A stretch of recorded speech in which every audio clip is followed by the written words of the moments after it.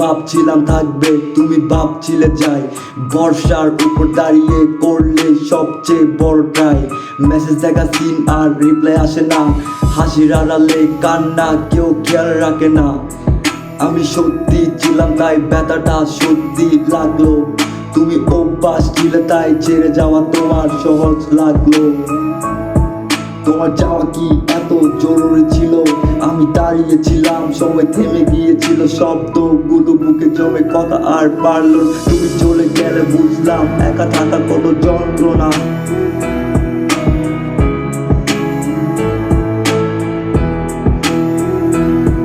আমি বদলাইনি, বদলেছে শুধু দৃশ্যটা। আগে আমরা, এখন আমি।